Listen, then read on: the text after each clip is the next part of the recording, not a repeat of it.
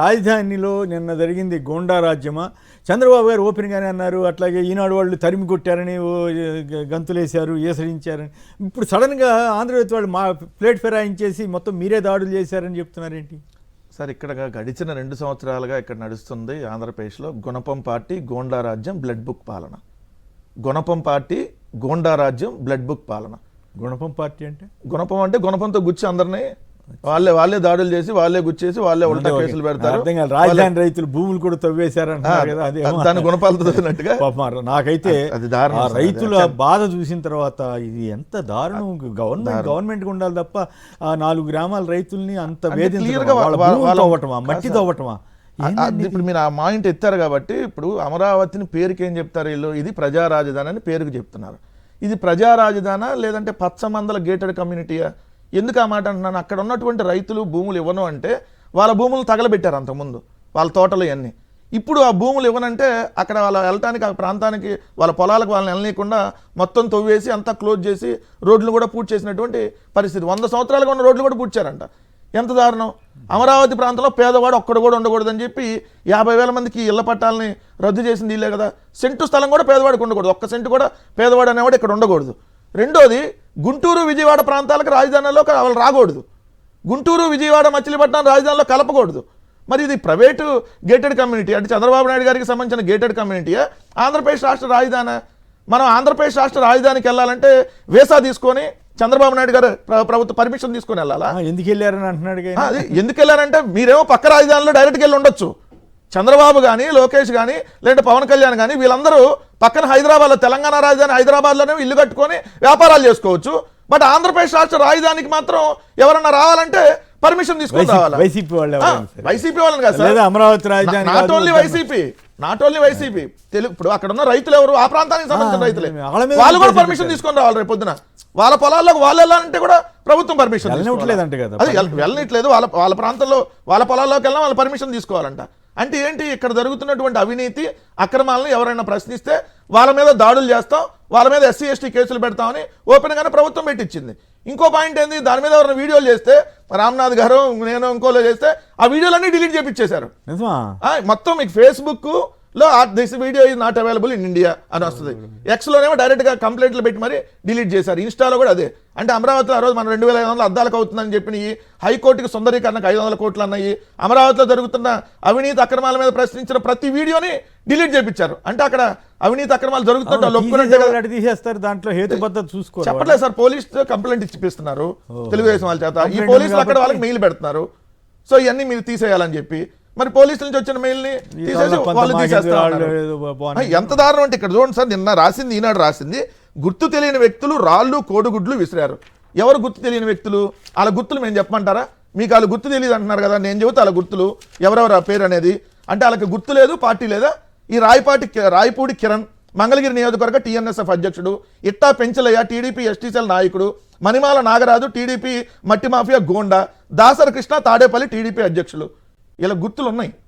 ఇలా గుర్తులు ఇవి గుర్తు తెలియని వ్యక్తులని రాశారు కదా. రాసి అక్కడ ఏం చెబుతారు? దీంతో 2 కార్లు అద్దాలు పగిలాయి. రాయి పడిన సమయంలో కారులో మాజీ మంత్రి పేరు నాని ఉన్నారు. మరి పేరు నాని గారి మీద దాడి జరిగి రాయి మీద పడితే మరి కేసు ఎవరి మీద పడాలి? హత్యాయత్నం కేసు కదా వీళ్ళ మీద మీరు పెట్టాల్సింది. పెట్టకుండా ఏదో తూతూ మంత్రంగా పెట్టేసి, అది కూడా కానిస్టేబుల్ తీవ్రమైన గాయాలని మీరు మరి ఏ కేసు పెట్టాలి? పెట్టకుండా అసలు ఎవరో గుర్తు తెలియని వ్యక్తులంట. ఇలా గుర్తులు లేవా? అంటే ఈ గుర్తు తెలియని వ్యక్తులు మీరు పదవులు ఎందుకు వేశారు వీళ్ళందరికీ? రెండోది ఎంత దారుణం చూస్తా, దళిత రైతులపై దాడని ఆంధ్రజ్యోతి హెడ్డింగ్ పెట్టి దళిత రైతులపై దాడంట. ఏ దళిత రైతులకి ఎక్కడ గాయాలని? చెప్పుకోని దగ్గర అయినా, చెప్పిన దగ్గర అయినా నొప్పులు చూపించమనండి అక్కడ దాడులు జరిగితే. ఎంత దారుణం చూడండి. వైసీపీ నాయకుల గుంపు చట్టవిరుద్ధంగా అక్కడ ఒక కారులో వచ్చి చట్టవిరుద్ధంగా అండి అమరావతి ప్రాంతానికి వెళ్ళడం చట్టవిరుద్ధమా? రాజధాని ప్రాంతంలో కారులతో వెళ్తే చట్టవిరుద్ధం. అది చట్టవిరుద్ధంగా వచ్చి అమరావతికి రాజధాని రైతులకు వ్యతిరేకంగా నినాదాలు చేశారంట. వీడియోలో ఎక్కడన్నా అమరావతికి వ్యతిరేకంగా నినాదాలు ఉన్నాయా? రెండు అక్కడ ఉన్నట్టు. అంతేకాకుండా అక్కడ ఉన్నటువంటి భవానీని, రాయపూటి కిరణ్ బాబుని కులం పేరుతో దూషిస్తూ అవమానపరిచారు. వాళ్ళు ఎవరో మనకు ఎట్ట తెలిసిద్ది? మీరే గుర్తు తెలియని వ్యక్తులని రాశారు. మీ గుర్తులు ఉన్నా అట్లాంటి మాకెట్ట తెలుస్తాయి వాళ్ళ గుర్తులు? వాళ్ళకు కులం పేరుతో దూషించారంట. నిందితుల్లో కొందరంట మాణిక్యం, భవానీ, కిరణ్ బాబుతో పాటు పలువురు మహిళలకి చేతులతో కాళ్ళతో రాళ్లతో దాడి చేసి గాయపరిచారంట. ఏది పేరు నాని గారు, అంబటి రాంబాబు గారు, అదేవిధంగా చూస్తే దొంతిరెడ్డి వేమారెడ్డి గారు, దేవినేని అవినాష్ గారు, ఏదైతే నవరత్నాల నారాయణమూర్తి గారు, డైమండ్ బాబు గారు, లేల్లప్రెడ్డి గారు, వీళ్ళందరంట వాళ్ళ కాళ్ళతో తన్నారంట, చేతులతో తన్నారంట, మళ్ళీ రాళ్ళు తీసుకొని కొట్టారంట. అందుకని ఎస్సీ ఎస్టీ కేసు పెట్టారంట.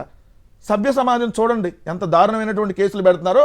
ఏది పేరు నాని గారు కాళ్ళతో దన్నాడు, అంబటి రాంబాబు గారు చేతితో దన్నాడు, ఇంకొక ఆయన రాళ్ళతో దన్నాడా? కనీసం కొద్దిగా కేసులు పెట్టేటప్పుడు ఈ కేసు ఎప్పుడు పెట్టారో చూడండి సార్. మొన్న 27వ తారీఖు అదే ఇన్సిడెంట్ జరిగిన రోజు 3:30 కంప్లైంట్ ఇస్తే 3:30 కేసు కట్టారు. SC ST case. SC ST case విచారణ చేయకుండా ఎట్ట కట్టారండి? 3:30 కంప్లైంట్, 3:30 వాళ్ళు కంప్లైంట్ ఇస్తే 3:30 కేసు కట్టేశారు.